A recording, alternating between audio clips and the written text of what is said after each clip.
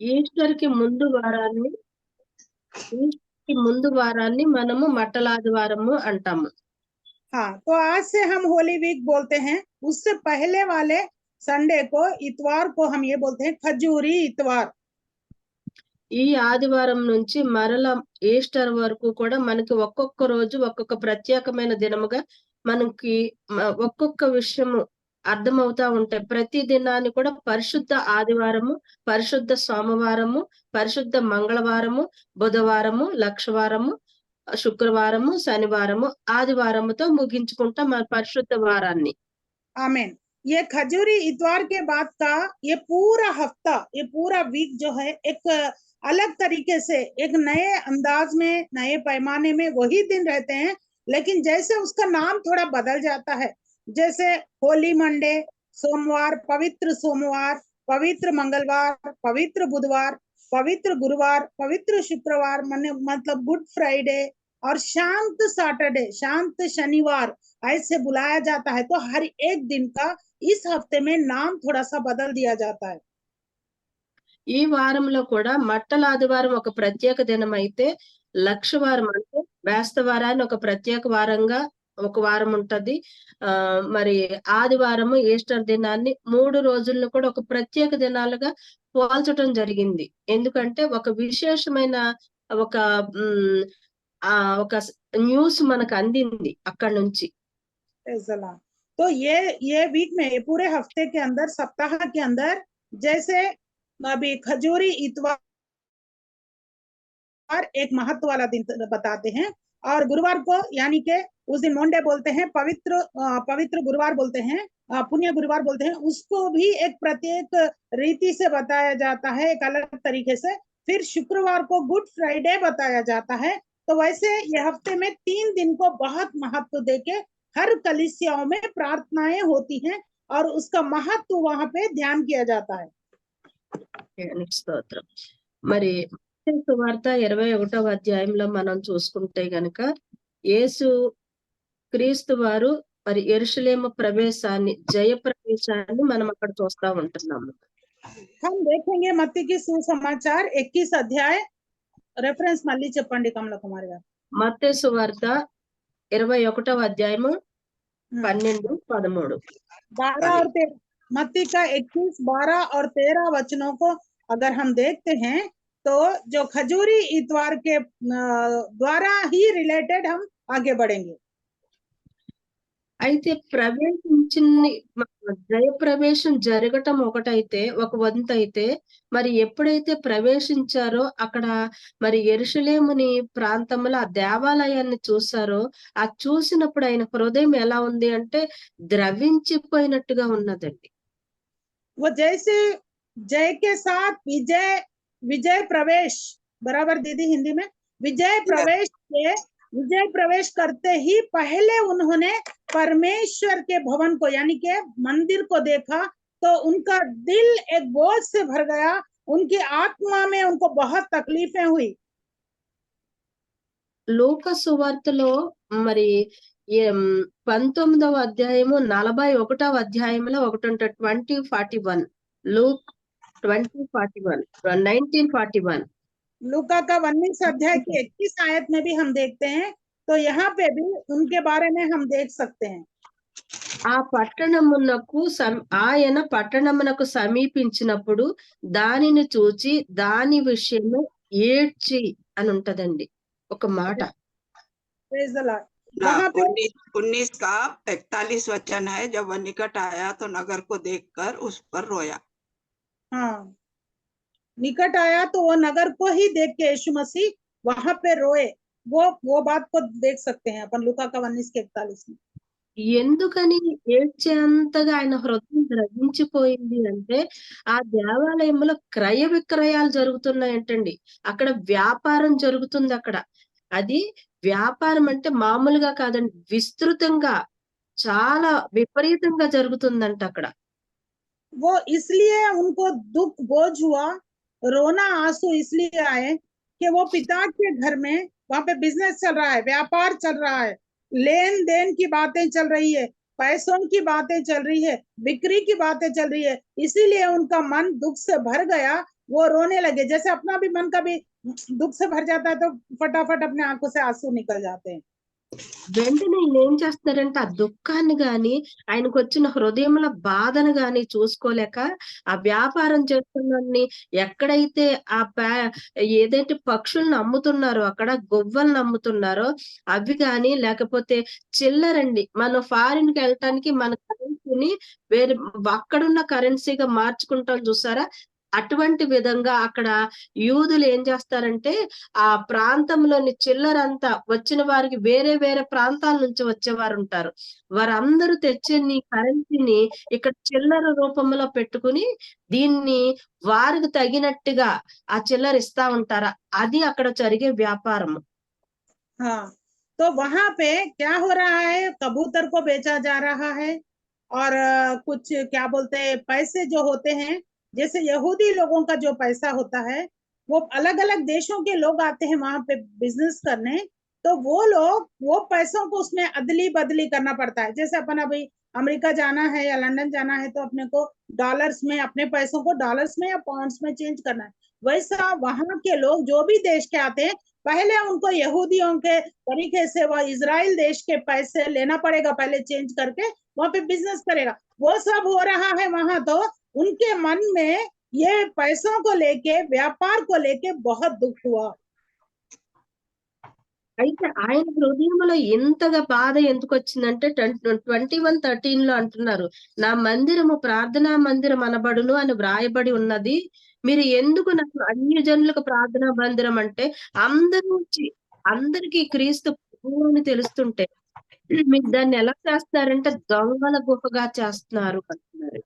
हाँ, पढ़ दो दीदी आप। हम पढ़ते हैं लूका का सुसमाचार उसका 19 अध्याय और उसकी 45 से लेके 45 और 46। तब वह मंदिर में जाकर बेचने वालों को बाहर निकालने लगा और उनसे कहा, लिखा है मेरा घर प्रार्थना का घर होगा, परंतु तुमने उसे डाकुओं की खो बना दिया है। हाँ, देखो అయితే చెప్తున్నారు, घर దేవుని మందిరములో వ్యాపారం అనేది జరగకూడదు. మందిర ఆవరణములో గాని, మందిరములో గాని ఇటువంటి ప్రార్థన పరిశుద్ధ స్థలాల్లో వ్యాపారాలు జరగకూడదు. మరి అనేక చోట్ల మనం చూస్తా ఉంటే మరి ఆయిల్ అమ్ముతా ఉంటారు, కర్చీఫ్‌లు అమ్ముతా ఉంటారు. మనమైతే వాటిని వ్యతిరేకించడానికి మనమైతే సరిపోము గాని కాపోతే ఇక్కడేమని చెప్తున్నారంటే, ఇటువంటి వ్యాపారము తగదు అని చెప్తున్నాడు. పవిత్రంగానే ఉండాలి, పరిశుద్ధంగానే ఉండాలి గానీ, ఎటువంటి వ్యాపారానికి కూడా ఆ ప్లేస్ అనువు కాదు అని ఖచ్చితంగా చెప్తున్నారాయన. देखो प्रियो, यहाँ पे सिस्टर बताते हैं, पास्टर जी हमारे बीच में बता रही हैं कि कलीसिया चर्च जो भी हो, परमेश्वर का भवन जो भी हो, वहां पे कोई बिजनेस नहीं होना है। वो ये बता रही हैं कई जगह ना चर्च होने के बाद तेल की बाटलें, खोपरे के तेल की, नारियल के तेल की बाटलें बेची जाती है, कर्ची बेचा जाता है, या नहीं तो बाइबल के कवर, ये वो बोलते हैं कि इससे भी पैसा आएगा तो सेवकाई को ही लगाएंगे, ऐसे ऐसे बिजनेस के तरीके करते हैं। तो वो सब कलीसियाओं में नहीं होना है। और कुछ कलीसियाओं में चिट्ठियां डालना, ये डालना, वो डालना भी करते हैं। तो ये सारे बिजनेस के काम कोई भी कलीसिया में ना हो, क्योंकि वो केवल प्रार्थना का भवन है, वो भी सारे जातियों के लिए प्रार्थना का भवन है वो। అయితే ఇక్కడ వ్యాపారం అనేది ఎందుకు జరుగుతుందంటే, వారి ఉద్దేశం ఏంటి అంటే, మరి పాత నిబంధన గ్రంథంలో ఉంటది. మగబిడ్డ పుట్టినట్టయితే గనక గువ్వ జతలను తీసుకొచ్చి అక్కడ సమర్పించాలి ఆలయంలో అని. ఆ అర్పించేవారు, గువ్వల జతను అర్పించేవారు ఎవరైతే ఉంటున్నారో వారు వచ్చినప్పుడు వీరికి అనువుగా ఉండటానికి గాను ఈ గువ్వలను అక్కడ వ్యాపారం చేస్తున్నారన్నమాట వాళ్ళు. అందుకని లూకా సువార్త 2వ అధ్యాయంలో అంటారు, యేసు ప్రభువు గారిని కూడా అక్కడ ప్రతిష్ఠించడానికి తీసుకువచ్చినప్పుడు వారి తల్లిదండ్రులు గువ్వల జతను తీసుకొచ్చినట్టుగా మనం చూస్తా ఉంటున్నాం. हाँ, तो पुराने नियम में जैसे मंदिर के पास वो क्या बोलते हैं, अगर बेटा होता है तो 2 कबूतरों को लाना है और वो 8वें दिन लाना है, तो वो चढ़ाना है कबूतर की, वहां पे बलि के लिए वो लोग भेंट चढ़ाना है। तो इसलिए उस जमाने में क्या होता था, छोटे बच्चे को लेके आने के बाद कबूतर ढूंढने जाना, भेंट ढूंढने जाना नहीं जमेगा, इसलिए पड़ोस में उसके करीब में ही वो बेचने वालों के भी दुकान या मकान समझो रहते थे। तो यीशु मसीह भी जब लूका के 2 में आप देखोगे तो यीशु मसीह जब पैदा हुए 8वें दिन उनके साथ भी 2 कबूतरों को लाके वहां पे मंदिर में चढ़ाई, आपको वचन मिलेगा। तो उसलिए वो रखा जाता था पुराने नियम में। అయితే రోకలు మార్చేవారు ఎందుకున్నారో కూడా నేను వివరం ఇచ్చాను. వాళ్ళు ఆ రోకలు అనేది ఎందుకు మారుస్తారో, ఆ కాసులు దేవుని మందిరంలో కాసులు సమర్పించడానికి అప్పట్లో వాళ్ళకి కాసులుండేయి. అందుకని ఆ కాసులు సమర్పించడానికి గాను వీరు తెచ్చుకున్న రోకలు కాసులుగా మార్చుకుని మందిరంలో వేయటానికి గాను అనువుగా వీళ్ళు ఇక్కడ రోకలు పెట్టినట్టుగా అక్కడ వ్యాపారం ఈ విధంగా జరిగింది అక్కడ. तो మూడవదిగా मैंने आपको विवरण दिया वो पैसों का वो लोग लेन देन क्यों करते थे, क्योंकि उनके पास दमड़ियां होना होता था उस जमाने में, क्योंकि वो गरीब कंगाल विधवा 2 दमड़ी थी ऐसा लिखा है बाइबल में। तो वो पैसे चाहिए, वहां भेंट चढ़ाना है तो भी परमेश्वर के भवन में वहां का पैसा ही चाहिए। भवन का यरूशलेम की जो मंदिर है उसमें डालने वाले पैसा होना, तो दूसरे देश से आए वाले लोग वहां पे एक्सचेंज करते थे, उस पैसों को बदल के भी वो बिजनेस वहां पे होता था। అయితే ఇక్కడ ఆయన చెప్తున్నారు, నా మందిరము ప్రార్థనా మందిరం అనబడును, దానిని మీరు దొంగల గుహగా చేస్తున్నారు అంటున్నారు. ఈ వచనాన్ని మనం ఆత్మీయంగా ఒకవేళ తీసుకుంటే గనక 1 కొరింథీ 3:16 ఉంటది. అక్కడ 16వ వచనంలో చెప్తున్నారు, మీరు దేవుని ఆలయమై ఉన్నారనియు దేవుని ఆత్మ మీలో నివసించుచున్నాడనియు మీరు ఎరుగరా అని చెప్తున్నారు అక్కడ వాక్యం. हाँ, तो मेरा भवन यानी के परमेश्वर मेरे पिता का भवन सारे जातियों के लिए प्रार्थना भवन ही होगा। उन्होंने बोझ के साथ ऐसा क्या बोलते चेतावनी के साथ बोला वहां पे, क्योंकि 1 कोरिन्थी 3:16 में क्या आप जानते नहीं हो आप परमेश्वर के मंदिर हो और आपके अंदर परमेश्वर की आत्मा वास करती है। అందుకని మరి మనము మన హృదయం ఆలయమై ఉన్నప్పుడు మరి మనము ఏంటంటే మీరు నా సొత్తు అంటున్నాడు. నా సొత్తు, మీరు విలువ పెట్టి కొనబడిన వారు. కాబట్టి మీరు మీ దేహముతో దేవుని మహిమపరచండి. పౌలు గారు అదే చెప్తున్నారండి. పౌలు గారు చెప్తున్నారు, శరీరమే దేవుని ఆలయమై ఉన్నప్పుడు, పరిశుద్ధాత్మక నిలయమైనప్పుడు దాన్ని అపవిత్రపరచకూడదని మీకు తెలియదా అని చెప్తున్నారు ఆయన కూడా. हाँ, तो यहाँ पे भवन को परमेश्वर के मंदिर को अपवित्रता में करे थे, तो उसका आत्मिक अर्थ ये है, तुमको मैंने कीमत देके अनमोल लहू देके खरीदा, तुम मेरे स्वास्थ्य हो, तो तुम अपने देह की मंदिर को क्यों अपवित्र बना रहे? मेरी आत्मा तुम्हारे अंदर वास है, यानी कि मैं ही तुम्हारे अंदर हूँ, तो तुम लोग अपनी मंदिर को अपवित्र मत बनाओ। वो भी चेतावनी इसमें से आपको मिलती है। దొంగల గుహలో ఏముంటది? దొంగల గుహల అంతా కూడా వారు మరి దోచుకుని వచ్చిన నగలు, లేకపోతే వస్తువులు, లేకపోతే రకరకాల డబ్బులు, ఇలాగ అనేకమైనవి ఉంటాయి. तो प्रियो वो डाकुओं की गुहा कितने लोग देखे नहीं मालूम या सुने तो होंगे। उसमें क्या रहता बताइए? डाकुओं के पास डाकू की चीजें रहती, पैसे सोना चांदी लूट के लाए, खींच के लाए, किसी को मार के मर्डर करके भी लेके आते हैं। तो वैसी चीजें ताले तोड़ के लाए, गरीबों को अमीरों को सबको नुकसान करके लाके जमा किया हुआ अनाज भी हो सकता है, सोने चांदी हीरे मोती होते हैं उसमें गुहा में। చెడు స్థలం ఎప్పుడైతే ఆ గుహని మనము దొంగల గుహగా మనం ఆలోచించామో, ఆ ఆలోచన మనము అది చెప్పుతున్నారు, ఆలయం అనేది నీ దేహమే అన్నప్పుడు నీ దేహము పవిత్రంగా ఉంచుకోవాలి. ఆ పవిత్రమత అనేది ఎలా వస్తుందంటే చెడు తలంపులు గాని, ఆలోచనలు గాని, అసూయ, ద్వేషము, కోపము ఇటువంటి ఏమి కూడా నీ దాంట్లో ఉండకుండా చూసుకోవాలి అనేది మన హృదయాన్ని, మన శరీరాన్ని ఏ విధంగా కాపాడుకుంటూ ఆయనకు పవిత్రంగా చూపించాలి అనేది ఆత్మీయ పరంగా మనం తీసుకున్నట్టయితే మన ఆలయాన్ని ఏ విధంగా ఉంచుకోవాలి అనేది అక్కడ పౌలు గారు కొరింథీ సంఘానికి చెప్తున్నారన్నమాట. Praise the Lord. तो यहाँ पे डाकुओं की गुहा को अपना शरीर पवित्र मंदिर है, तो हम अपनी पवित्रता में रहना, तो जैसे डाकू लोग लाके सोने चांदी हीरे मोती कैसे भर दिए उसमें लोगों का, वैसे हम बुरी विचार और बुरे अपने अंदर से जो भी आती है बुरी आदतें, सोच विचार कामों के द्वारा, बोलने के द्वारा, सोचने के द्वारा, उसमें अगर हम नहीं भी कर रहे लेकिन करने वाले से भागी होने के द्वारा हम हो जाते हैं। तो वो सब मत करो बोल के पौलुस अपोस्तल पौलु ने कोरिन्थी कलीसिया से कह रहे हैं।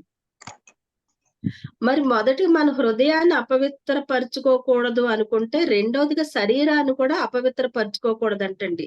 శరీరము దేవుడిచ్చిన సౌభాగ్యము. దేవుడిచ్చిన ఘనమైన ఈ శరీరాన్ని మనం ఆలయముగా ఏ విధంగా అయితే మనము కాపాడుకుంటాము అంటే, మంచి అలవాట్లతోటి మన శరీరాన్ని ఎలా అయితే కాపాడుకుంటామో, అలాగే మంచి తలంపులు, మంచి ఆలోచనలతో మన మనసును కూడా కరెక్ట్ చేసుకోవాలన్నమాట. ఎప్పుడైతే మన చెడు ఆలోచనలతోటి చెడు ఆచారాలు అంటే చెడు ఆహారం తీసుకుంటాం గానీ, చెడైన అలవాట్లు గానీ మనకున్నాయంటే మన ఆయుష్ తగ్గిపోతది.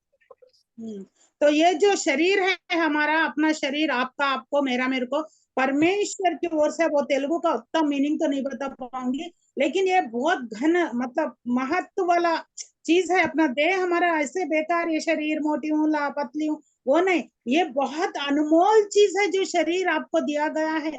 तो परमेश्वर की मंदिर है, ये भवन है, तो इसको आप अच्छे से मतलब पवित्रता से, पवित्र परमेश्वर वास करते हैं, तो कोई गंदी चीज को उसमें एंटर ना होने दे। अपने आप को हमेशा पवित्र पवित्र पवित्र बनाने में ही इस पवित्र सप्ताह में हम तैयारी करें। అయితే ఆదివారం రోజుని మరి యెరూషలేముకు బయలుదేరినప్పుడు ఆయన అనేక విషయాలు కూడా చేశారండి అక్కడ. మరి భూలోకములో ఆయన చేసిన ఆఖరి యాత్ర అంటే ఆ గాడిద మీద ఆయన చేసిన ఆయన జీవిత యాత్రలో లాస్ట్ డే అని కూడా మనం చెప్పొచ్చు. ఎందుకంటే మరి తత్మా రోజులన్నీ కూడా ఒక్కొక్క దానికి ప్రాధాన్యతగా ఉంటే, ఒక జయ ఉత్సవం చేసుకుంటూ ఆయన యెరూషలేమును ప్రవేశించటం అనేది ఇది ఆఖరి రోజుగా మనం చూసుకోవచ్చు. तो यीशु मसीह ने प्रियो जो खजूरी इतवार के दिन जो विजय यात्रा की, वो यात्रा उनके जीवन की काल की आखिरी यात्रा थी। उसके बाद यीशु मसीह ने यात्रा नहीं किया, गधे पे भी नहीं किया, पैदल भी नहीं किया, केवल सलीब लेके ही उनको कब्रिस्तान जाना पड़ा, मृत्यु की यात्रा करना पड़ा। इसीलिए प्रियो उनकी जो जय की विजय की यात्रा थी वो कल के दिन थी, वो बहुत महत्वपूर्ण विजय यात्रा थी। Praise the Lord. అయితే మరి ఆదివారం రోజునే మరి బర్తమయి అనే ఒక గుడ్డివానికి చూపు ప్రసాదించినట్టుగా కూడా మనము చరిత్ర చూస్తే తెలుస్తుందండి. ఆదివారం రోజునే ఆయన యెరూషలేము పట్టణానికి వెళ్లే సమయంలో, ఆ దారిలో ఉత్సాహంగా వెళ్లే సమయంలో అక్కడ బర్తమయి అనే గుడ్డివానికి అక్కడ చూపు ప్రసాదించినట్టుగా కూడా మనం చూడొచ్చు. हाँ, वो पहले के दिनों में मतलब वो विजय यात्रा से भी पहले के दिनों में बहुत मिराकल्स उन्होंने किया, तो उसमें वो एक अंधे व्यक्ति को भी उन्होंने चंगा किया। మరి ఎప్పుడైతే మరి ఆ భర్తలు ఆయనకి కన్ను దృష్టి ప్రసాదించి యెరూషలేము వైపు దృష్టి సారించారో, ఆ యెరూషలేము పట్టణాన్ని చూసి ఆయన కన్నీరు కార్చినట్టుగా మనం లూకా సువార్తలో చూసాము. हम अभी देखे हैं लूका में कि वो यरूशलेम को देख के यीशु मसीह ने रोया, तो हमने पढ़ा है लूका की सुसमाचार 19:41 में हमने अभी पढ़ा है। మరి అయితే ఆ రాత్రి సమయంలో తిరిగి మరి బేతనియాకు వచ్చి, ఆ బేతనియాలో ఆ రోజు నైట్ స్టే చేసి తిరిగి యెరూషలేముకి సోమవారం దినమున వెళ్ళినట్టుగా మనం అక్కడ చూస్తా ఉన్నాము. हाँ, तो वो बेतनिया आए, फिर वहां पे उन्होंने उस रात को रुका उधर, फिर वहां से सोमवार के दिन यरूशलेम की यात्रा में मतलब यरूशलेम की ओर वो जाने लगे। 21:18 లో ఉందండి. మార్నింగ్ ఉదయమందు పట్టణమునకు మరల వెళ్ళుచుండగా ఆయన ఆకలిగొనెను. ఆమేన్. ఇది మత్తయి అండి లూకానా? మత్తయి मत्ती में है, మత్తయి 21:18 मत्ती में है 21:18 में। भोर को जब वह नगर को लौट रहा था तो उसे भूख लगी। सड़क के किनारे अंजीर का एक पेड़ देखकर वो उसके पास गया और पत्तों को छोड़ उसमें और कुछ न पाकर उसने कहा, अब से तुझ में फिर कभी फल न लगेंगे, और वह अंजीर का पेड़ तुरंत सूख गया। ये दूसरे दिन होता है। ఇది ఎప్పుడైతే మరి యెరూషలేమునికి తిరిగి వచ్చినప్పుడు అక్కడ ఆకలిగా ఉన్నారండి. ఎందుకు అంటే ఆయన శారీరకంగాని ఒక నరుని రూపము ధరించి వచ్చారు కాబట్టి అప్పటికే మరి ఆయనకి ప్రతి విషయము కూడా తెలుసు. మరి పస్కా ముందు రోజుని జరిగేటప్పుడు గాని ఇవన్నీ శిష్యులతో మాట్లాడేటప్పుడు విషయాలు గాని ఆయన హృదయమందు నలిగిపోతా ఉన్నారు. వేదన పడతా ఉన్నారు. ఈ విషయంలో శారీరకంగా కూడా ఆయన అలసిపోయిన స్థితిలో ఉన్నారు. तो वो बहुत थके हुए हैं, वो बहुत चिंता में भी हैं, बहुत उनके साथ घटनाएं भी घट रही हैं, हर दिन का एक एक अलग अलग है। और उनके दिमाग में प्लान्स भी है, जैसे गुरुवार को चेलों के पैर धोना था, उनको नई आज्ञा देना था, नए अंगूर का रस का नया वाचा देना था, ये सभी भी उनके दिमाग में बहुत सारी चल रही। वो थके हुए भी थे। जब इंसान थका हुआ रहता भूख भी लगती है, तो इंसान के जैसे हम देख रहे हैं यहाँ पे, तो उनको भूख लगी तो अंजीर के पेड़ को उन्होंने देखा। तो उस समय में भोर को आके वो देखा तो नहीं मिला, अंजीर नहीं था, खाली पत्ते थे, एक भी अंजीर वहां पे नहीं था। तो उन्होंने उसको श्राप दिया अंजीर के झाड़ को। మరి ఎక్కడా కూడా మరి మనం ఆలోచిస్తే ఆయన శారీరకంగా అలసిపోయి శారీరపరకంగా ఆకలేసినప్పటికీ కూడా ఇంకొక వైపు చూస్తే గనుక ఆత్మలు నశించిపోతున్నాయి అనే భారం కూడా ఆయనకు ఒక వేదన అయ్యుండొచ్చండి. మరి ఆ సిలువ దగ్గరికి వెళ్ళే కొద్దీ సిలువ మరణానికి దగ్గరికి వెళ్ళే కొద్దీ కూడా మరి ఆ గడియలు ఇంకా దగ్గర పడుతున్నాయి. రోజులు ఇంకా రోజు రోజుకి దగ్గరికి వెళ్తున్నాను అనుకున్నప్పుడు దాన్ని సిలువ మరణాన్ని ఆయన తలుచుకున్నప్పుడు ఆయన హృదయము, ఆయన గుండె బరువెక్కిపోయి ఉండొచ్చు. దానికి కోసం కూడా ఎక్కువగా ఆకలి అనే ఆ పదం ఆయన నోటంట వచ్చి ఉండొచ్చని నేను అనుకుంటున్నాను. हाँ, तो यहाँ पे हम आत्मिक तौर से इस भूख को अगर देखते हैं, उनको भूख लगी, अंजीर के झाड़ को वो श्राप देने के उतना उनको क्यों आया? क्योंकि प्रियो, जैसे सलीब के दिन करीब आ रहे थे, आत्मा बचाने का बोझ उनके अंदर होता था, आत्माएं नाश हो रही है, उनको बचाना था, उनको बहुत सी भूख, आत्माओं की भूख रहती है यीशु मसीह को। तो वो आत्मा में उस भूख के कारण भी इसमें एक भी फल नहीं दिखाई दे रहा बोल के उन्होंने श्राप दिया वहां पे। మరి మార్కు సువార్త మార్కు 11:13లో కూడా ఉంటదండి. ఆ చెట్టును చూసినప్పుడు అది పండ్ల కాలము కాదు. మరి దాన్ని ఎందుకు శపించారు? ఇప్పుడు అమ్మగారు చదివారు, ఛాయ మేడం గారు. మరి అది చివరి వరకు చదివేశారు కాబట్టి 21 వరకు. మరి అది ఆ చెట్టుకి ఏమి కూడా ఫలాలు లేవు. మరి చెట్టు నిండా ఆకులున్నాయి. చూడటానికైతే చెట్టు నిండా ఆకులున్నాయి. కానీ ఒక్క ఫలం కూడా లేదంట. మరి అంత ఆకలితో వెళ్ళిన మనిషి ఒక్కసారిగా నిరుత్సాహపడిపోయినట్టుగా మనం అక్కడ చూస్తా ఉన్నామన్నమాట. हाँ, या मार्कुस की किताब 11 के 13 में देखे तो वो अंजीर का सीजन भी नहीं था, अंजीर होने वाला समय नहीं था, लेकिन अंजीर का पेड़ बहुत हरा भरा था, बहुत पत्ते थे, लेकिन एक भी फल उसमें नहीं था। నిజంగా చూస్తానండి, అంజూరపు చెట్టు రియల్ గా నేను పెంచుతున్నాను కాబట్టి నాకు తెలుసు. ఆకు వచ్చిన వెంటనే ఫలము వెంటనే వస్తది. अभी कमला कुमारी सिस्टर के घर में अंजीर का पेड़ है, कहते वो पाल रही हैं, तो वो अंजीर का जैसे पत्ते आते, पत्तों के साथ ही फल भी आ जाता है। అటువంటిది మరి ఆ చెట్టు నిండా ఆకులు ఉండి కూడా ఒక్క ఫలము కూడా ఆయనకి దొరకలేదు అంటే మన ఆత్మీయ స్థితి మనకు చూపించటానికి కాను అక్కడ ఆయన ఆ దృశ్యాన్ని పెట్టినట్టుగా మనం అర్థం చేసుకోవాలి. हाँ, तो प्रियो, पूरे झाड़ में पत्ते हैं तो पूरे फल होने चाहिए, जो इनके हिसाब से इनके घर में जो अंजीर का पेड़ बढ़ रहा, लेकिन वहां पे पत्ते ही हैं, एक भी नहीं है। तो फल क्यों नहीं है वहां पे? कारण क्या है? మరి మన ఆత్మీయ స్థితికి మనం తీసుకుంటున్నాం గాని క్రీస్తు వారు ఆ సమయంలో అయితే ఆయనతో పాటు ఉన్న శిష్యులకి ఒక విషయాన్ని బోధించాలి అని ఆయన ఆశపడ్డారు. वो यीशु मसीह एक संदेश वहां पे देना चाहते थे अपने चेलों को, उसी के कारण उन्होंने वहां पे गुस्सा भी दिखाना पड़ा। ఆయన నమ్మిన వారిని ఆయన యందు విశ్వసించాలి అనేది ఆయన ఆశ. बहुत यीशु मसीह के जो लोग हैं, यीशु मसीह को मानने वाले उनके चेले जो हैं, यीशु मसीह हमेशा चाहते हैं कि मेरे बच्चे, मेरे चेले आत्मा में बहुतायत का फल लाए। అన్ని కాలాల్లో ఈ సమయము ఆ సమయం అని కాదు, సర్వవేళలా కూడా ఫలించే వారుగా ఉండాలి అని ఆయన మన వైపు నిత్యము కూడా చూస్తా ఉన్నాడండి ఆయన. यीशु मसीह हमारे तरफ हमेशा नजर लगा के देख रहे, ये सीजन में फलो, ये सीजन में मत फलो नहीं बोल रहे वो, हमेशा तुम फल देने वाले, फल लाने वाले, आत्मा का फल, आत्मा बचाओ, आत्मा को लाओ, वरदानों में बढ़ो, ये आशा लगा के देखते हैं यीशु मसीह हमारी ओर। ఒకవేళ ఫలించలేకపోతే ఆ ఫలించలేని ఆ ఆ, అనుభవం కూడా మనకి తెలిసిపోతుందండి. మనలో ఆత్మీయ దృష్టి ఉందా, మనం భయభక్తులుగా ఉన్నామా లేదా, మనం ఈ రోజు వాక్యం చదివామా లేదా అనేది మనకు తెలీదా, మనం ఆమేన్. ఏమైనా ఎవరికైనా ఇద్దరికి చెప్పామా లేదా అని మనకు తెలీదా. మన ఆత్మీయ స్థితి మనకి అద్దంలా కనపడుతుందండి, వాక్యము మనకే చూపిస్తుంది. देखो प्रियो, अपनी आत्मा की परख अपने को ही होती है, व्यक्तिगत जिसकी उसको।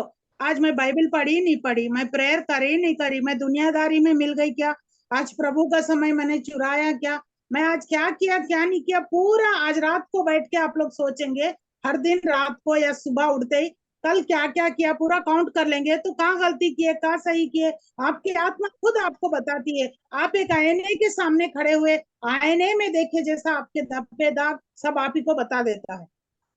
ఒకవేళ ఫలించలేని స్థితిలో మనం ఉంటే గనక, మనం ఆయన వైపు చూడలేని స్థితిలో ఉంటే అడగాలి, ప్రభువా నన్ను క్షమించండి, నేను ఫలించలేకపోతున్నాను, నేను ఈ ప్రార్థన చేయలేకపోతున్నాను, పలానా వారి గురించి చేయలేకపోతున్నాను, ఈ కష్టంలో ఉన్న వారిని వారిని ఆదుకోలేకపోతున్నాను, నేను ఫలించలేని స్థితిలో ఉన్నానని మనం క్షమాపణ అడిగే స్థితిలో మనం ఉండగలగాలండి.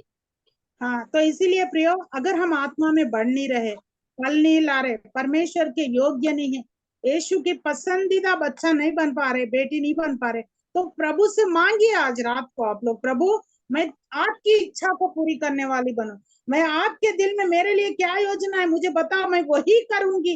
बस अब तक मैंने बहुत कर लिया, जिंदगी के लिए, परिवार के लिए, सबके लिए कर लिया प्रभु, अभी आज से मैं सिर्फ आपका ही करना चाहती हूँ। आज रात को आप लोग मांगिए, परमेश्वर आपको पूरा प्रकाशन देगा आपके जीवन के लिए। ఫలములు లేకుండా ఫలములు ఉన్నట్టుగా నటించే దాన్ని వేషధారణ అంటారు.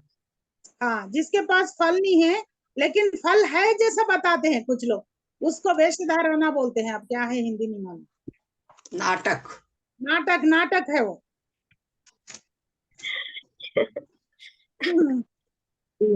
ఎప్పుడైతే మరి మనం అడగలేకుండా ఉంటామో, ఇటువంటి దృష్టిని దేవుని దృష్టిలో తప్పనిసరిగా అది దోషం అవుతుందంటండి. అది తప్పుగానే దేవుడు మనల్ని ఎంచుతాడు అన్నమాట.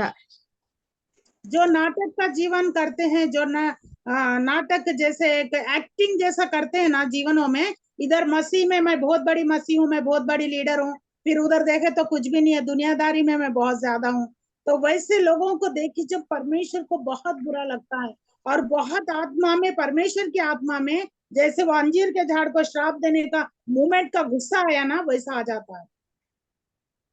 మనం ఎప్పుడైతే మరి ఆయన దగ్గర నటించేవారుగా, వేషధారణగా మనం ఎప్పుడైతే ఉంటామో, అది క్షమించబడని పాపముగా ఎంచబడుతుంది ఆయన దృష్టిలో. बाइबल के अनुसार जो लोग नाटक का जीवन जीते हैं, जो एक्टिंग करते हैं, वेशधारणा करते हैं, उनका जीवन परमेश्वर को बिल्कुल भी पसंद नहीं है।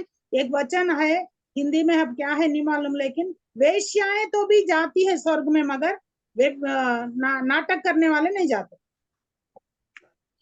ఆత్మ ఫలములు లేనప్పుడు అవి ఉన్నట్టుగా కనిపించటం అనేది నేరమే. जिसके पास आत्मा में फल लाने की कैपेसिटी नहीं है, वो बहुत बताए मैं ये कर रही, मैं वो सेवा कर रही, कुछ भी करो फल आना चाहिए ना, तो वो फल ही नहीं ला रहे, हम तो बेकार है, हम श्रापित है। అందుకనే మత్తయి సువార్త 23:13 ఒక మాట అంటున్నారు చూడండి, అయ్యో వేషధారులైన శాస్త్రులారా, పరిసయ్యులారా, మీరు మనుషుల ఎదుట పరలోక రాజ్యమును మోయుదురు, మీరందరూ ప్రవేశించు వారిని ప్రవేశింపరు అని చెప్తున్నారండి ఆయన. అయ్యో వేషధారులారా, శాస్త్రులారా, పరిసయ్యులారా, ఎన్నిసార్లు మాట్లాడుతున్నారో చూడండి. అయ్యో! అయ్యో! అనుకుంటా మరి 23 అధ్యాయం అంతా చూస్తా ఉంటే అందులో మరి 6 సార్లు అంటున్నారండి అయ్యో! అనుకుంటా. अब क्या है दीदी, पढ़ो मत्ती का 23 का 13 में। मत्ती के मत्ती 13 से लेके 27 तक फरीसियों को और वहां के सदुकियों को उन्होंने डांटते हैं, उनकी निंदा करते हैं, उनके मतलब उनके बारे में बताते कि वो लोग कैसे है। तो वहां लिखा है, एक कपटी शास्त्रियों और फरीसियों तुम पर हाय, तुम मनुष्यों के लिए स्वर्ग के राज्य का द्वार बंद करते हो, न तो स्वयं ही उसमें प्रवेश करते हो और न उसमें प्रवेश करने वालों को प्रवेश करने देते हो। हाँ, तो ये मत्ती की 23 अध्याय में ये हाय शब्द जो है 6 बार आया है, 6 बार लिखा गया है। फारिसी लोग और फारिसी और सदूकी लोग जो थे वहां पे, वो लोग ना जाने देते ना खुद जाते, जाने वाले को भी रोक देते। ఇటువంటి విధంగా మరి 23లో మరి అక్కడ చెప్తున్నారు, వేషధారులైన శాస్త్రులకి పరిసయ్యులకి కూడా ఏమని చెప్తున్నారంటే, మీరేం చేస్తున్నారంటే మతాచారాలను మాత్రమే పాటిస్తున్నారు. కానీ మరి దేవుడు ఆశించిన మార్పు మాత్రం మీ హృదయాల్లో గాని మీలో గాని మార్పు అనేది లేదు. हाँ, तो तुम लोग सिर्फ आचार कर रहे हैं, जैसे करना హృదయశుద్ధి లేదు. लेंट आ गया 40 दिन कर दिए, रहना है तो रहना है, जरीना दीदी बिठा दी तो बैठना है, ऐसे कर रहे हैं। लेकिन तुम लोग ना ये सही में स्वर्ग राज जाने की तैयारी नहीं करते हो, बोल के उनके लिए यीशु मसीह ने कहा। మరి చాలా మంది చూడండి సంఘాల్లో చూస్తే నేను చూసినంత మట్టుకి కూడా, మరి మీ సంఘాల్లో మీరు చూసారో లేదో తెలియదు గాని, వారు చాలా భక్తిపరులుగానే కనపడతారు. వాళ్ళని ఎలా అంటే మరి సంఘ పెద్దలుగా ఎన్నుకుంటారు, లేకపోతే ఒక ట్రెజరర్ గా ఎన్నుకుంటారు. అలా టీమ్ మెంబర్స్ ఒక 5గురు 10 మంది ఉంటారు. ఒక సంఘాన్ని స్ట్రెంత్ ని బట్టి మెంబర్స్ ని ఎన్నుకుంటా ఉంటారు. మరి వారిలో నిజంగా మరి దేవుని యందు భయభక్తులు గాని, ఫలించే తత్వం గాని వారిలో కనపడతదా అంటే, నాకు తెలిసినంత మట్టికి సడెన్ గా వచ్చి ఒక వాక్యం అక్కడ చదవండి అంటే, ఆ వాక్యం పూర్తిగా చదవలేరు. తడబడతా ఉంటారు వారు చదివేటప్పుడు. ఇటువంటి వాళ్ళు కూడా వారిని అక్కడ పెద్దలుగా ఎన్నుకొని స్టేజ్ దగ్గర నిలబెడుతున్నారండి. तो देखिए प्रियो, कई कलीसियाओं में बहुत बिलीवर लोग, विश्वासी लोग ना, आप भी देखो, आप कल से देखो, अगर नहीं देखे तो अब गुड फ्राइडे वगैरह को देखो, इतने भक्तिमान, इतने भक्ति के विश्वासी जैसे लगेंगे, जैसे कि अभी स्वर्ग से आए हुए स्वर्गदूत के जैसे लगेंगे। लेकिन अगर तुम आके वहां बाइबल पढ़ो बोल तो नहीं आएगा, ना गाना गाने आएगा, ना स्तुति आराधना करने आएगा, कुछ भी नहीं आएगा उनको। लेकिन बहुत अच्छे, और कई चर्चों में, बड़ी बड़ी चर्चों में 10 लोग की कमेटी है, वो कलीसिया के एल्डर है, डीकन्स है, वो पूरे रहते हैं वहां पे, लेकिन वो लोगों में वो कुछ भी दिखाई नहीं देता जो आत्मिक तरीका है। ऊपर तो है, बड़े पोस्ट में रहते हैं। మరి ఎందుకు యేసు ప్రభు గారు ఎప్పుడు కూడా ఎవరిని శపించలేదు, ఎవరిని ఒక వ్యతిరేకమైన మాట అనలేదు, ఎక్కడ ఎవరిని శపించినట్టు కూడా కనపడలేదు. అలాంటిది ఒకటేసారి ఈ చెట్టుని ఎందుకు శపించవలసి వచ్చింది అని చూడాలి. तो प्रियो, यीशु मसीह का पूरा जीवन देखो आप, कभी भी उन्होंने किसी को भी श्राप नहीं दिया। उनका लाइफस्टाइल पढ़िए, ये गाल पे मारा तो ये गाल बताओ, ऐसा थूके भी ना मुंह पे उनके, तो भी उनको क्षमा, क्रॉस में वो डालते जब भी कीले ठोकते हैं, क्षमा कर पिता बोल के प्रार्थना करने वाले व्यक्ति को इतना गुस्सा क्यों आया वो अंजूर के झाड़ के ऊपर और श्राप देने के लिए? ఎందుకు అంటే మరి మార్కు సువార్తలో కానీ, మరి 4 సువార్తల్లో కూడా, ఒకటి సువార్తలో రాసింది 4 సువార్తల్లో కూడా ఉన్నాయండి. ఎందుకు అంటే ఒక్కొక్క సువార్తికుడు మత్తయి, మార్కు, లూకు, యోహాను వారి విధానాల్లో రాశారు. వారి చూచినవి గాని, వారికి తెలిసినవి గాని వారి విధానంలో రాశారు ఆ విషయాలు. అయితే అక్కడ చెప్పుతున్నారు కదా, అది పండ్ల కాలము కాదని అంటున్నారు. మరి మార్కు గారు చెప్తున్నారు అక్కడ, మరి అది పండ్ల కాలము కాదు, కానీ మరి ఇక మీదట ఎన్నటికీ నీ పండ్లు ఎవ్వరు తినకుందురుగాక అని చెప్పారు ఆయన.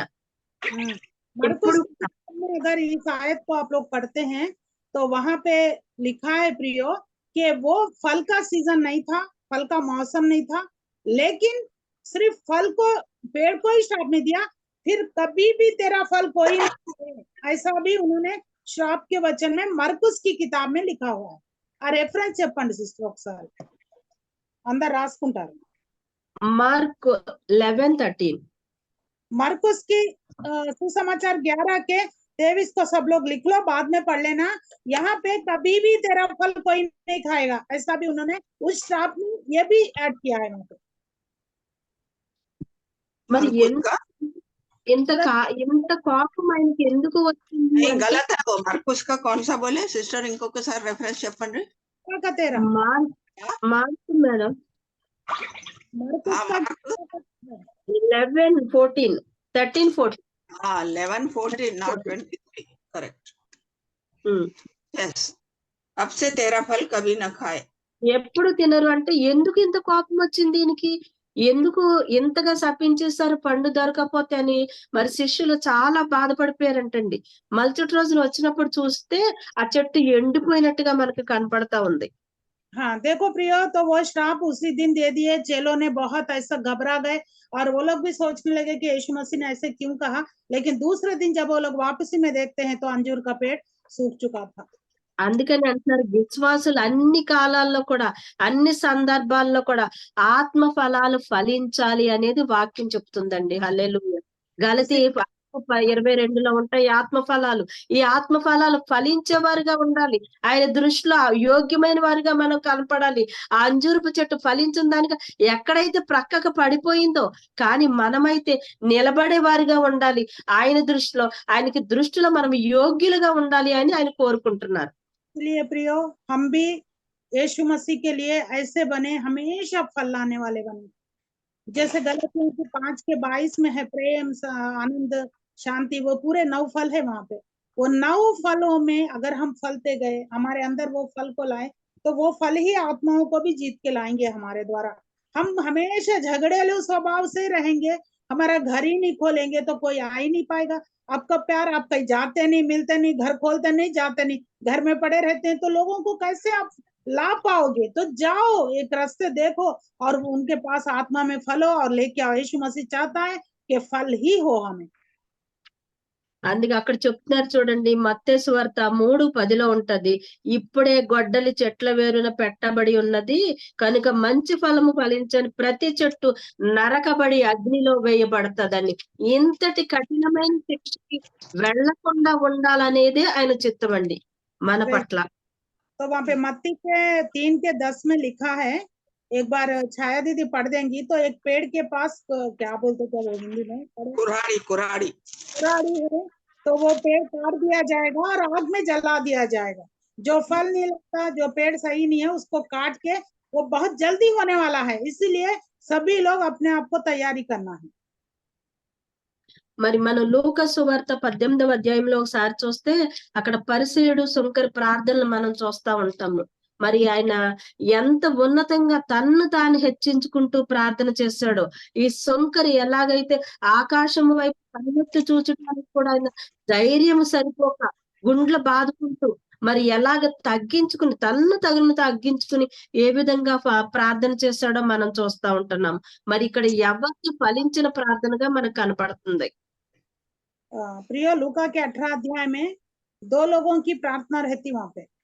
एक फरीसी की लेने वाला और फरीसी, एक चुंगी की प्रार्थना रहती. तो चुंगी लेने वाला जो है वो स्वर्ग की ओर भी देखता नहीं, सर को झुकाता है, मैं उस योग्य भी नहीं हूं बोल के अपने आप को नम्र करके पश्चाताप की प्रार्थना करता है. तो उन्हीं की प्रार्थना सुनी जाती है. మనం ఎప్పుడైతే ఫలించలేని వారిగా ఉంటామో మరి ఆయనకి సరెండర్ అయిపోవాలండి. మనం ఫలించట్లేదు, ఇన్ని ఆత్మ ఫలాలు మనం చూస్తున్నా ఉన్నాము. మనం పుట్టినప్పుడే దేవుడు మనకి వరాలతో మనల్ని పంపుతాడంటండి. కానీ మనం ఏం చేస్తున్నామంటే వాటిని బయటకు తీయలేకపోతున్నాము. బయటకు తీయలేక, ప్రార్థించలేక, ఆయన దగ్గరికి వెళ్ళలేక మనం ఫలింపలేని స్థితిలో ఉండిపోతున్నాం. तो प्रियो, हम क्यों फल नहीं ला रहे? अगर हम फल हमारे द्वारा, हमारी कलीसिया में या हमारे परिवार में, हमारी संगति में, हमारे ग्रुप में अगर फल नहीं आ रहे, तो हम अपने आप को सरेंडर करना है.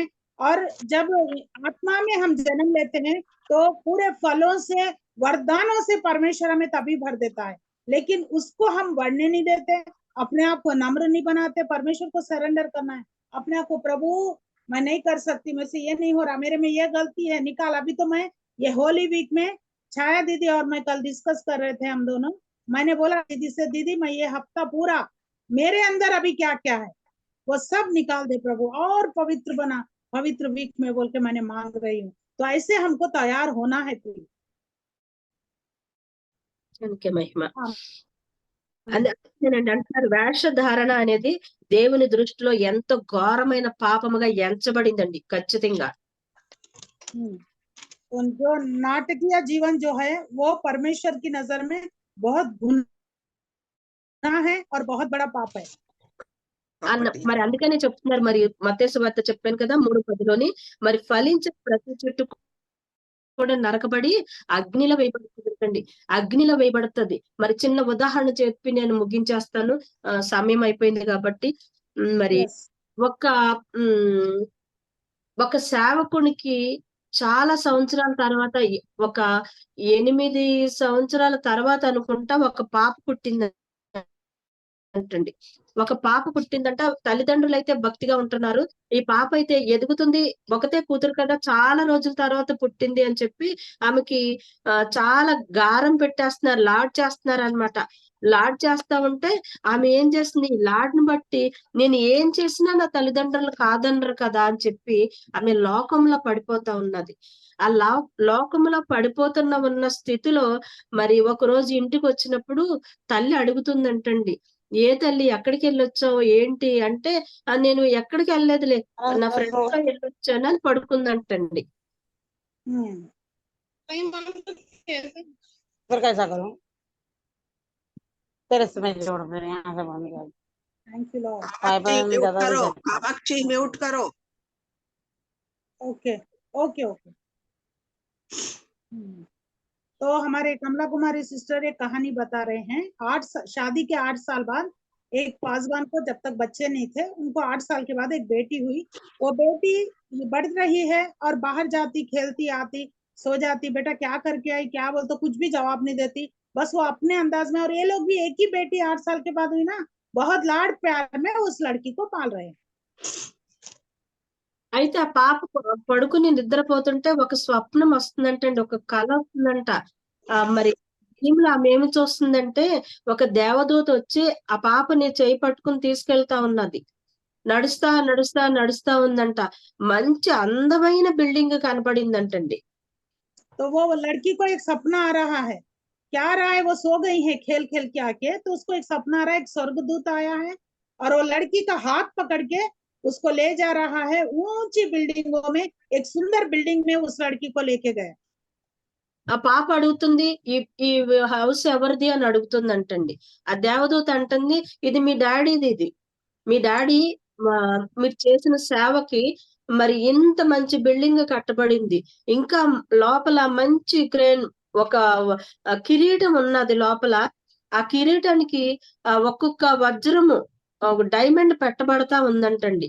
ఒక డైమండ్ పెడతా ఉంటే, ఇన్ని డైమండ్స్ పెట్టారేంటి అని అడిగిందంట ఆమె. हाँ, तो वो लड़की को वो स्वर्गदूत ने वो ऊंची इमारतों में एक सुंदर भवन में ले गया।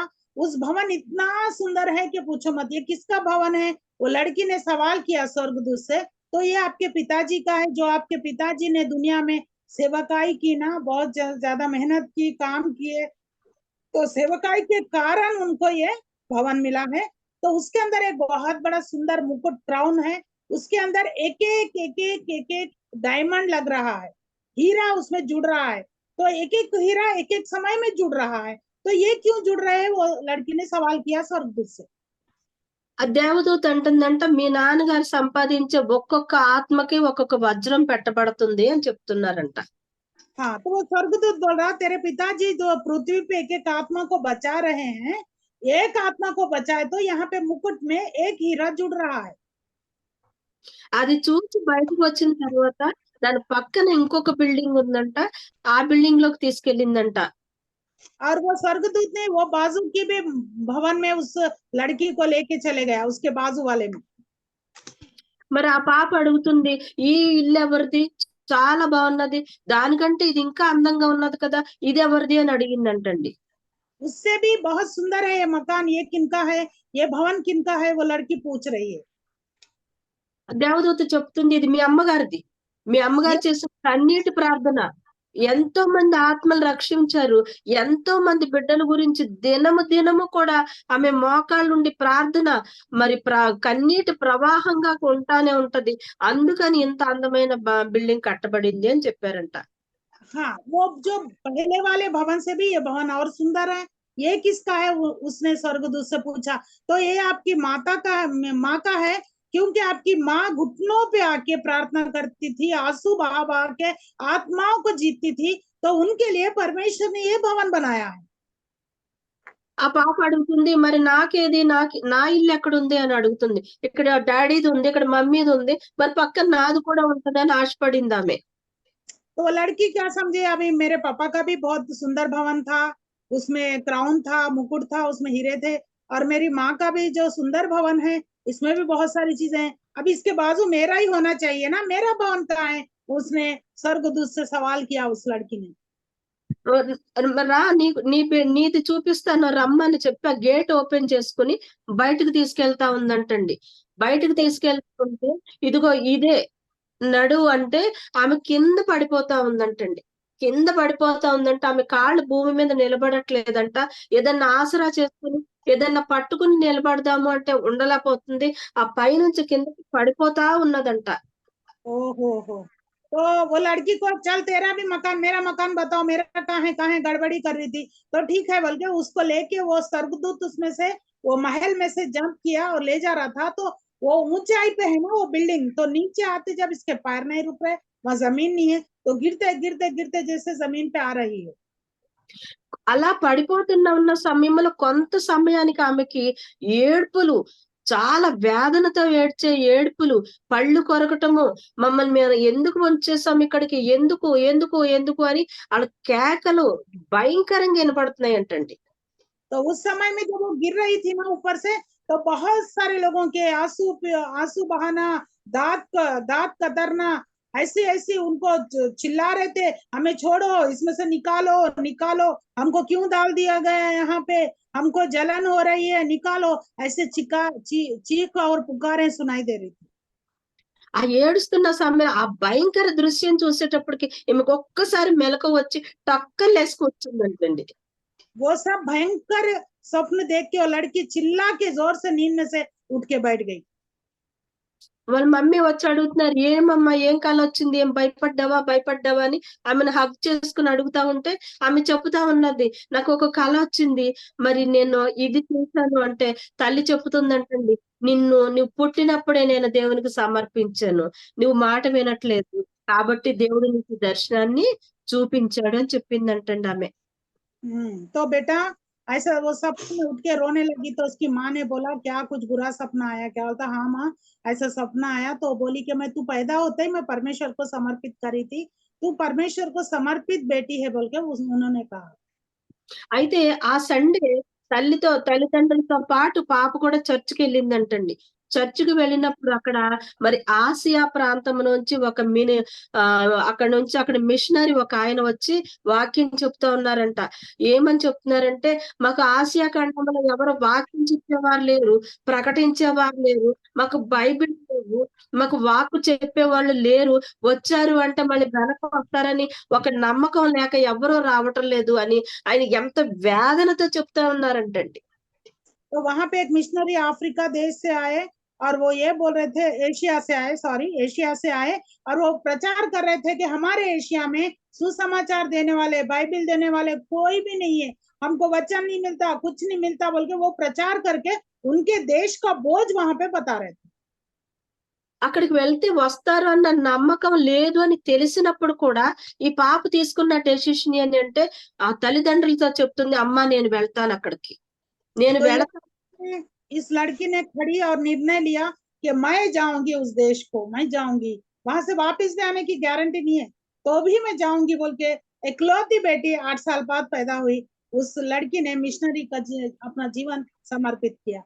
ఒక మంచి డెసిషన్ తీసుకుంటమే కాదు గాని ఆ పాప ఒక మంచి మాట అన్నదండి తల్లిదండ్రులతో. ఏమన్నదంటే, మరి నేను ఇక్కడ నుంచి వెళ్తాను, మళ్ళా తిరిగి మిమ్మల్ని కలుసుకుంటానన్న నమ్మకం లేదు గాని కలుసుకునేది ఉంటే పరలోకంలో దేవుని చెంతే కలుస్తాము. నేను అటు నుంచి వస్తాను. మీరు ఇటు నుంచి రండి. మీరు ఇటు నుంచి వస్తారు. నేను అటు నుంచి వస్తాము. కలిసేది ఒక చోటే. హల్లెలూయా! అంత ఘనమైన ప్రకటన చేయగలిగిందండి ఆ బిడ్డ. ఫలించే బిడ్డగా నిలబడిపోయిందండి. वो लड़की देखो प्रियो, उसने मिशनरी का समर्पण करना ही नहीं, माँ बाप से बोली कि मैं अभी जा रही हूँ, इन्हीं के साथ जा रही हूँ देश को, शायद मैं लौटूं ना लौटूं, आप लोग इधर से आ जाना स्वर्ग में, मैं उधर से आ जाऊंगी, हम मिलेंगे एक जगह में जरूर, स्वर्ग में हम मिलेंगे, हमारा हमारा निवास हमेशा परमानेंट इटर्नल लाइफ, हम रहने की जगह स्वर्ग है, वहां मिलेंगे। कितना अच्छा डिसीजन उसने लिया। आमीन। కాబట్టి మనమందరం కూడా ఈ వాక్కు విన్నది మరి దేవాది దేవుణ్ణి మనసును మనం బాధ పెట్టకుండా, ఆయన హృదయాన్ని బాధ పెట్టకుండా, మనకిచ్చిన తలాంతులను వాడుతూ, మనకిచ్చిన ఆత్మ ఫలాలను ఫలింపచేస్తూ, నిత్యము కూడా ఆయన సన్నిధిలో ఆయన మరి ఆయన మాట పలుకుతూ అనేక ఆత్మలను రక్షించేవారుగా, ఆయన పనిలో నిత్యము ఫలించేవారుగా మనందరం ఉందాము. అటువంటి కృప మనందరికీ దేవాది దేవుడు దయచేయును గాక. ఆమేన్. तो प्रियो, उनकी आत्मा के फल लाएं और परमेश्वर के श्राप को ना लें, आशीष को लेने वाले बने। जैसे वो लड़की ने निर्णय लिया वैसे लें और हम सब प्रभु के लिए जीवन को समर्पित करें। वैसा जीवन हम सभी को प्रभु अनुग्रह दे। थैंक यू कमला कुमारी अम्मगारू। सो अभी मैं ఛాయ दीदी को समय देती हूँ। కొద్ది నిమిషాలు అమ్మగారు హిందీలో బాగా చెప్తారు, తర్వాత అర్థం. थैंक यू वेरी मच कमला कुमारी, बहुत अच्छा रेवलेशन आपने दिया, इधर के बातों को बताया। तो यहाँ पर 2 ही घटनाएं हुई सोमवार के दिन, मैं आप लोगों को बताना चाहूंगी మేడం టైం అయిపోలేదని ఆగిపోయాను నేనే. ఏం పర్వాలేదు. Thank you very much. బాగా చెప్పారు, కొన్ని విషయాలు మంచిగా వివరించారు. అంటే నేను ఎందుకంటే నేను ఆ విధంగా స్టడీ చేస్తా, అందుకే మీరు చెప్పింది చాలా రెలివెంట్ గా ఉందని నాకు చాలా సంతోషమైంది. దేవుడు మిమ్మల్ని బాగా బాగా దీవించును గాక. तो यहाँ पर जो कुछ कमला कुमारी ने बताया उसी को मैं थोड़ा सा सारांश बताऊंगी और थोड़ा सा मैं अपना रिविलेशन आप लोगों को बताऊंगी, और जरीना को भी थैंक्स, ट्रांसलेशन के साथ भी मेरे को 5-10 मिनट का टाइम दिया, इसके लिए जरीना आपको भी बहुत बहुत धन्यवाद. మీరు కొంచెం మ్యూట్ పెట్టండి ప్లీజ్, మాటి మాటికి అన్మ్యూట్ అవుతుంది, డిస్టర్బ్ అవుతుంది. జూలియా సిస్టర్ జూలియా म्यूट చేయండి. या थैंक यू. ओके. यहाँ पर हम कमला कुमारी जी ने बताया कि यरूशलेम में जब वो गए तो पहले मंदिर और उसके बाद अंजीर का पेड़, लेकिन अगर हम बाइबल को ठीक तरीके से पढ़ते हैं, मैं कोई क्रिटिसाइज नहीं कर रही, यहाँ पर लिखा हुआ है कि वही मत्ती का सुसमाचार उसका 21, मैंने हमेशा आप लोगों को बताया है कि हर सुसमाचार में अलग अलग तरीके से अलग अलग ऊपर नीचे लिखा हुआ रहता है, लेकिन हमको उसका अध्ययन करके उसमें से निकालना है कि पहली घटना कौन सी हुई और दूसरी घटना कौन सी हुई.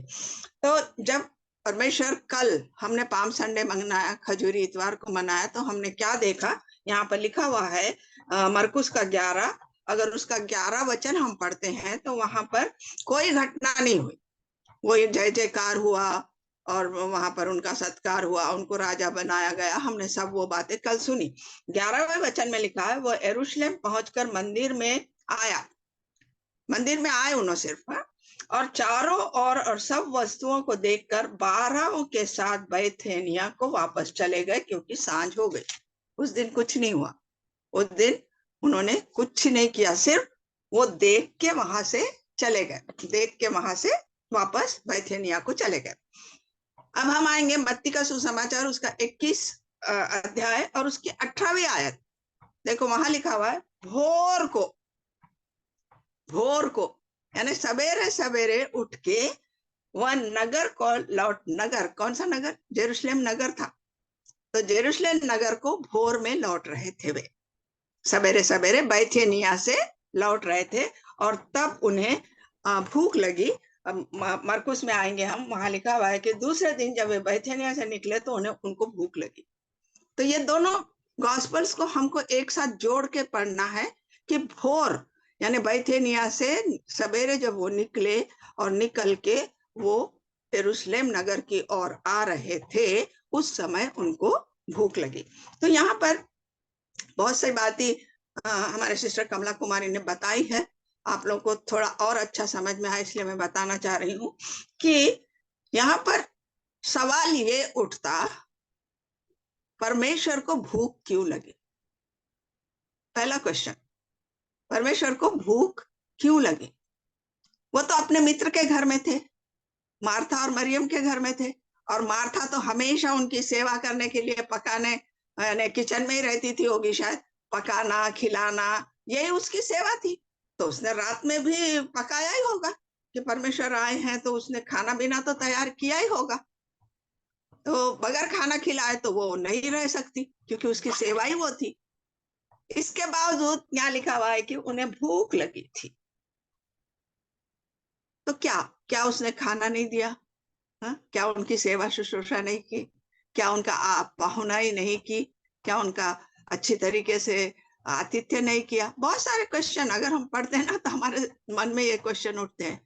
ऐसे कुछ नहीं था। मार्था ने जरूर अपनी सेवा पूरी की होगी, लेकिन परमेश्वर शायद उस रात खाना सही तरीके से नहीं खा पाए होंगे, या सही तरीके से सो भी नहीं पाए होंगे, क्योंकि 11:11 में, मरकुस के 11:11 में क्या है, उन्होंने चारों ओर सब वस्तुओं को देखा। मरकुस 11:11, वो मंदिर गए और चारों ओर सब वस्तुओं को देखा। और जब वो यरूशलेम को आ रहे थे तो वहां कल कामाक्षी ने भी बताया, आज हमारे कमला कुमारी ने भी बताया कि परमेश्वर यरूशलेम को देख के रोया, यानी उनका मन बहुत व्यथित हो गया। आज के हमारे टॉपिक में भी हेडिंग दिया गया था कि परमेश्वर को व्यथा क्यों हुई, परमेश्वर को दुख क्यों हुआ, ये हमारा टॉपिक था।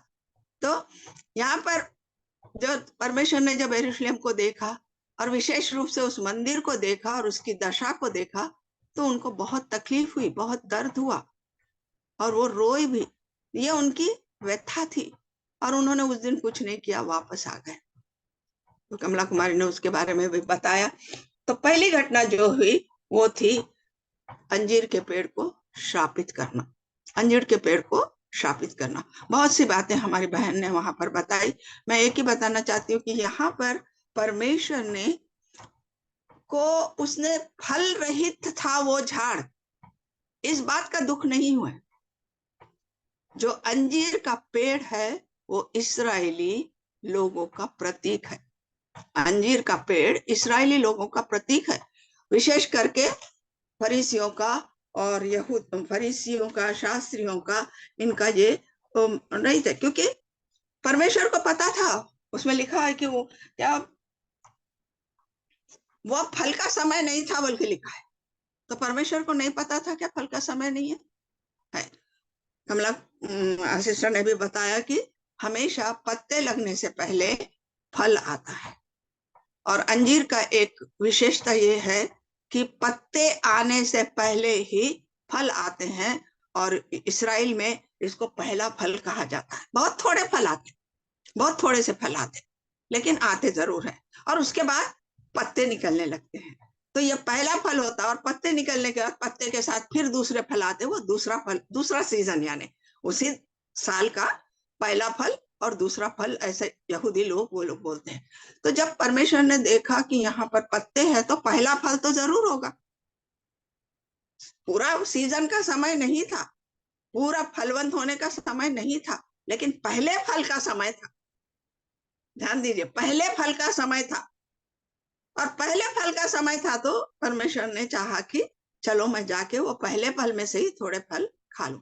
तो यहाँ पर जो है परमेश्वर का ध्यान उस पेड़ की ओर कैसे गया? सबसे पहले प्रश्न मैं आप लोगों को भी पूछना चाहूंगी कि परमेश्वर का ध्यान उस पेड़ की ओर क्यों गया? क्या देखा परमेश्वर ने?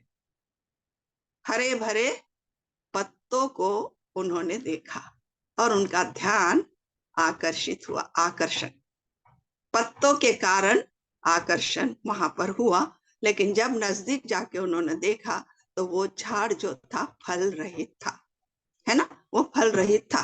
तो यहाँ पर ये मैंने आप लोगों को बताया कि अंजीर का पेड़ जो है यहाँ पर यहूदियों की और फरीसियों का और शास्त्रियों का प्रतीक के रूप में बताया गया है। अंजीर को कई तरीके से हम यहाँ पर देख सकते हैं। अंजीर का पेड़ जो है, अगर हम पूरा नया नियम शास्त्र और पुराना नियम शास्त्र मिला के पढ़ेंगे तो अंजीर का पेड़ दो तरीके से हम यहाँ पर देखेंगे। मैं वो दो ही बातें आप लोगों को बताऊंगी क्योंकि हमारे पास समय ज्यादा नहीं है। अंजीर का पेड़ सबसे पहले शर्म को ढाकने के लिए यूज किया गया, यानी शर्मनाक चीजों को ढाक दिया जाए।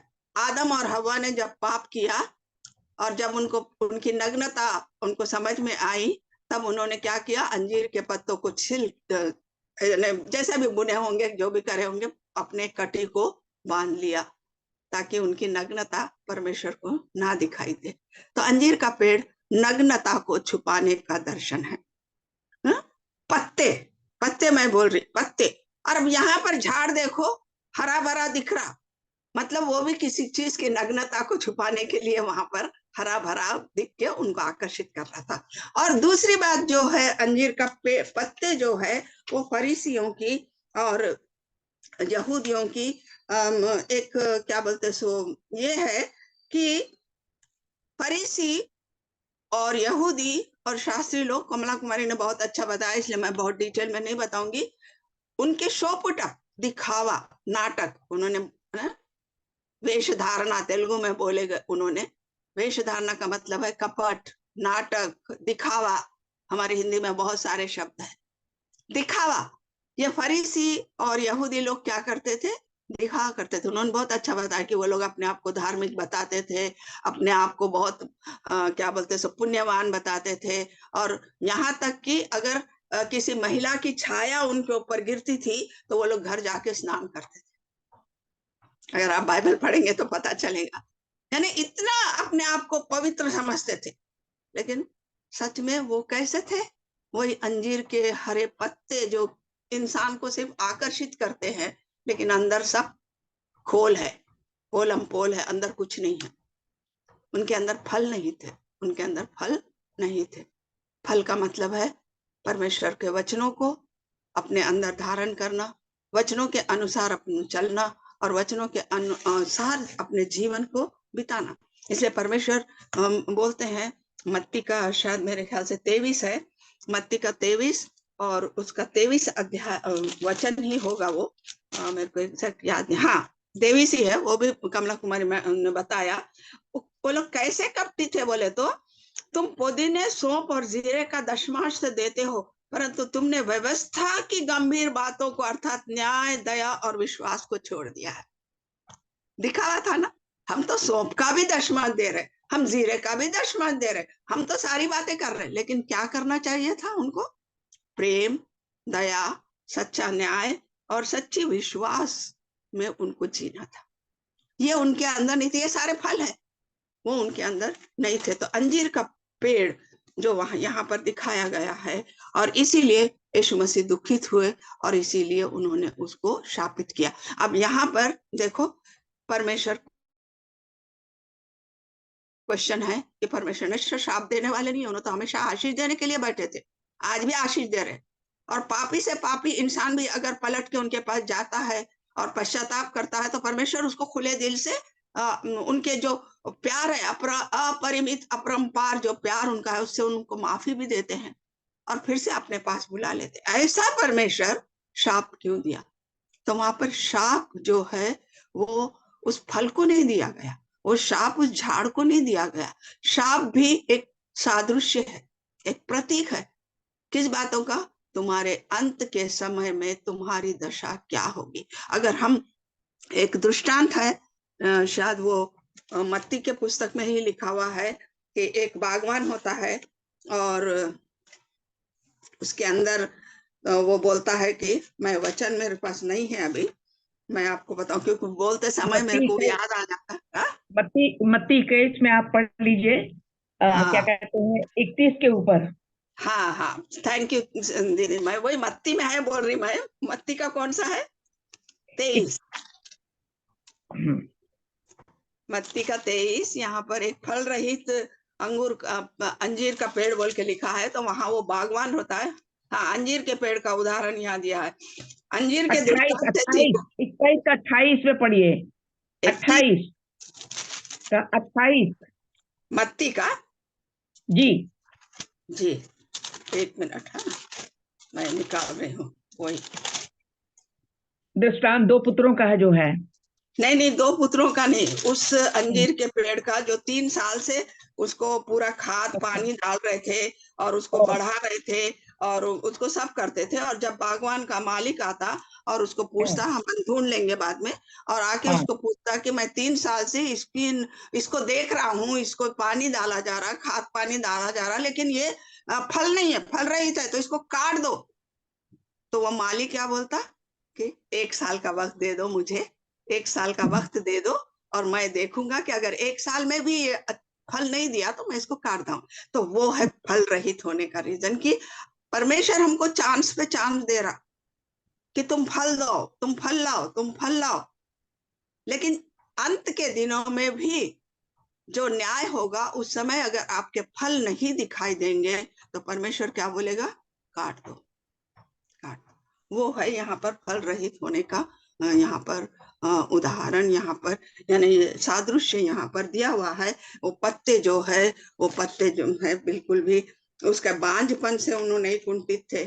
उन्होंने तो वो वहां पर उसका कंपैरिजन कर रहे थे, यानी उन्होंने तुलना कर रहे थे। धोखेबाजी और कपट और झूठ बोलना, ये सारे जो यहूदियों के अंदर थे, उस बातों को लेकर उन्होंने वो अंजीर के पेड़ को एक सादृश्य के रीति में वहां पर दिखाया। क्योंकि वो लोगों का तो सारा दिखावा ही था, दिखावा ही था, दिखावे के सिवा और कोई था ही नहीं। उनके अंदर कोई सच्चा पश्चाताप नहीं था।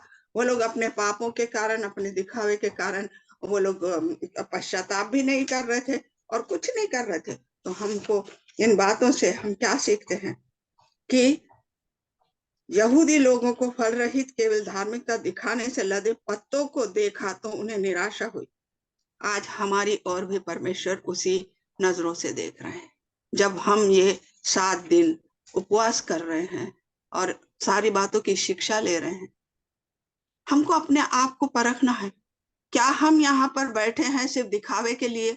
हाँ भाई, हम धार्मिक है, हम बातों को सुन रहे हैं, हम यहाँ पर शिक्षाओं को ले रहे हैं, तो हम फल रहित है। अगर जो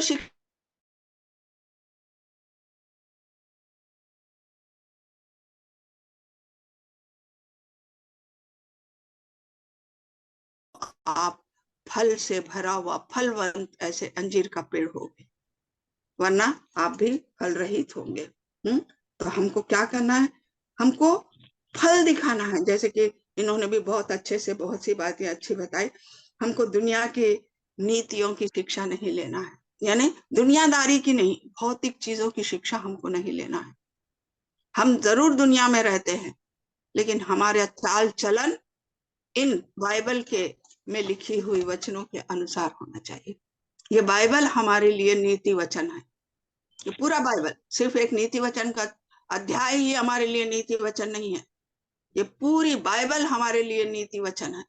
ये पूरी बाइबल, इसीलिए इसमें अपना 2 तिमोथी 3:16-17 में क्या लिखा है कि संपूर्ण बाइबल परमेश्वर के उच्छास से लिखी गई है, जो हमें शिक्षा देने के लिए, उपदेश देने के लिए, हमको ताड़ना देने के लिए गई।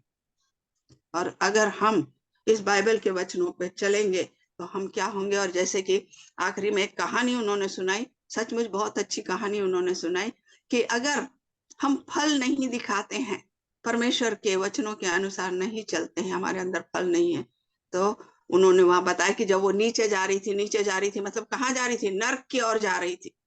इसीलिए उसे रोना पिलाना, दांत कटकटाना सारा सुनाई दे रहा था। वो कहानी भी हमारे लिए एक शिक्षा है कि क्या हमारा जीवन वैसा है? क्या हमारी आंसुओं की प्रार्थना सोने के कटोरे में परमेश्वर तक पहुंच रही है? केवल परमेश्वर पे हम विश्वास रखते, हमारा को विश्वास है, हम चर्च जाते, हम बाइबल पढ़ते, हम उपवास करते, काफी नहीं है। ये बात मैं हर बार आप लोगों को बोल रही हूँ, ये काफी नहीं है, ये दिखावा है। हरे भरे अंजूर के पत्ते, वो दिखावा है। सच्चाई वहां है जब तुम जो कुछ सुनते हो, जो कुछ पढ़ते हो और उसका फल लाते हो। और परमेश्वर ने मंदिर में जाकर भी उसको, मेरे परमेश्वर का गुहा बोला, बहुत अच्छा बताई उसने, इसलिए मैं उस पर ज्यादा नहीं बताऊंगी। परमेश्वर व्यापार करने के अगेंस्ट नहीं थे, क्योंकि उनको भी पता था कि जो है वहां दिनार चलता था और लोग अलग अलग गांव से आते थे, तो कोई दमड़ी लेकर आता था, कोई कुछ लेकर आता था, तो उनको वहां पर पैसा बदलना जरूरी था। लेकिन उनका रोष किस लिए था कि वहां पर जो लोग आराधना और स्तुति भक्ति करने के लिए आते थे, उनका ध्यान हमेशा इनके कोलाहल से, इनके गड़बड़ से, इनके चिल्लाने पुकारने से भंग हो जाता था।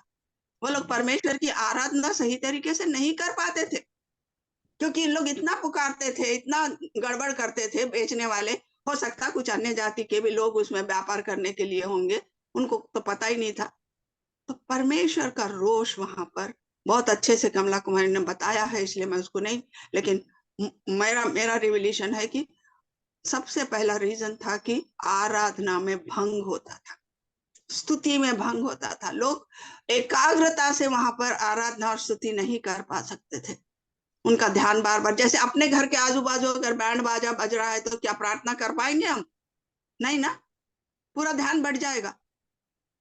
तो परमेश्वर उसके विरुद्ध थे, क्योंकि परमेश्वर को पता है कि बलि देने के लिए आते हैं, बहुत हजारों सौ से किलोमीटर दूर से आते हैं, तो बलि देने के लिए उनको बकरा खरीदना, कबूतर खरीदना, और जो भी बलि उनको देना है वो बलिदान के लिए उनको सामग्री चाहिए।